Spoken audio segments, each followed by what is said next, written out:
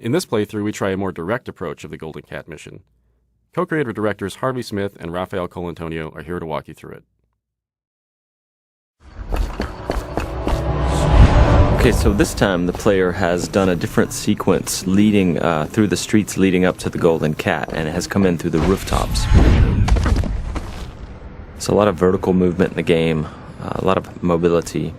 In the previous area, you can get dropped off in the river, and you're here to kill Custis and Morgan Pendleton. And therefore, there are several different ways to enter the Golden Cat area. In this playthrough, we're going to do very brutally.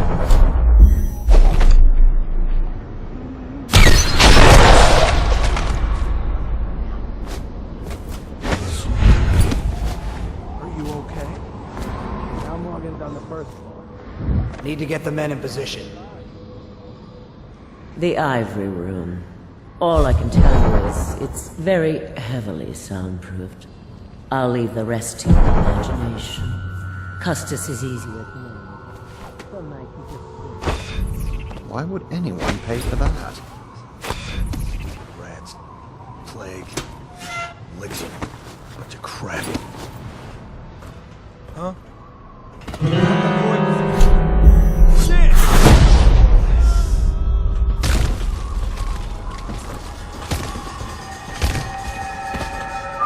This is a drop attack.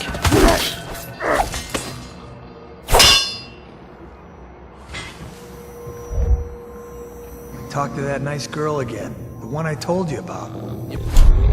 But you're at the Golden Cat, right? Yeah.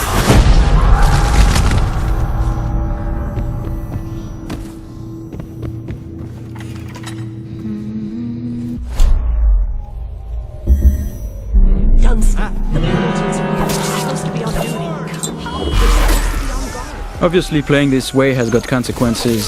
Some of them is that we track the number of death and innocents that the player kill, and this derives the ending, but also derives some of the little story beats all along the game. And besides, playing this way is actually very consuming in terms of resource.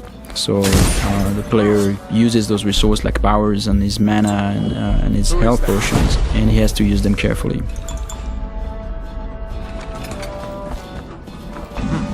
Might be worth checking out.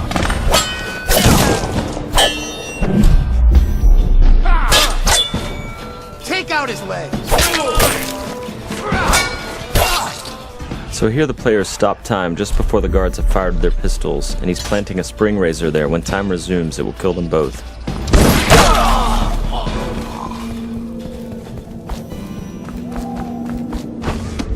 Find out!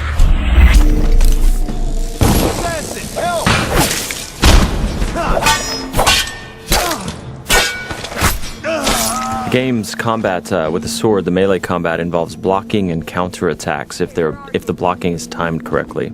I hear you.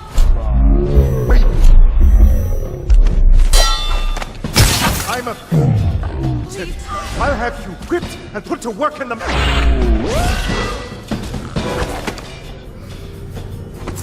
So both targets have been assassinated.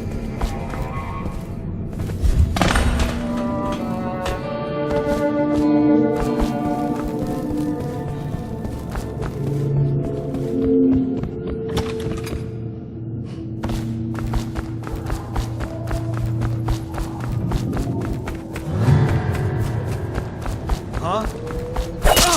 Someone help me out! Someone get over here! Help!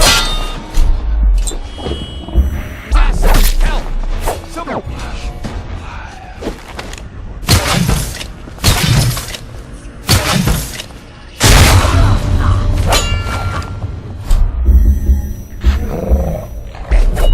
The player's summoning rats. Once the rats are in the world, they're like little AIs. So sometimes the guards win, sometimes the rats win. And here the player has possessed one of his own rats and is now getting away.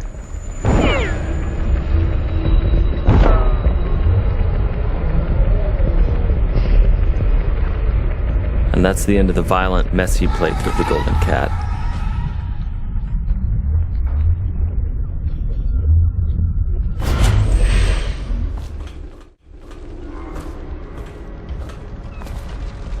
So this is a very different area. The previous area with posh and pretty, this is like desolated, abandoned.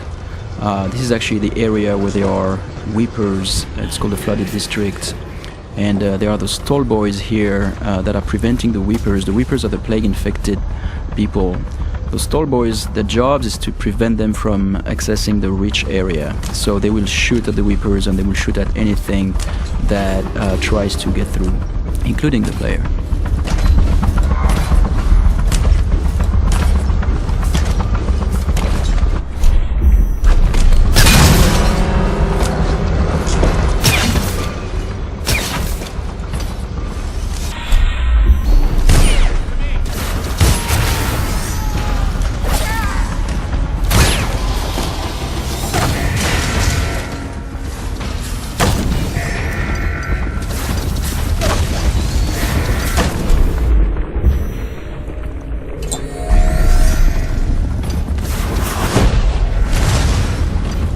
Here we're using Wind Blast to bounce back the arrows at the tall boys.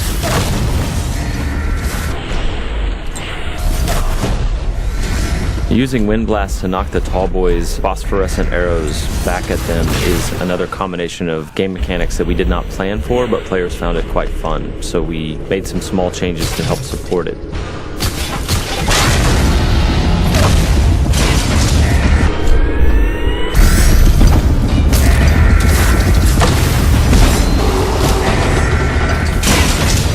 These Stiltwalker guards, the tall boys as they're called, have vulnerable tanks of whale oil on their backs that they use for their incendiary arrows. And so periodically the player is shooting at those tanks, stopping time, trying to get behind them. The shields all around them are actual breakable wooden shields, so they absorb some of the player's shots, but periodically the player breaks one of them off. Here the player just possessed a tall boy and he's going to escape the area through those wall of lights here via tall boy. So the wall of light is a Tesla-like security device that's a powerful electrical field. And the guards at the beginning of their shift are attuned to it so they can walk through it, but the player cannot unless he hacks it.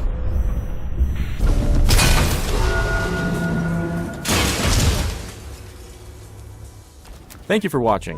For an alternate approach, check out youtube.com/Dishonored or Dishonored.com.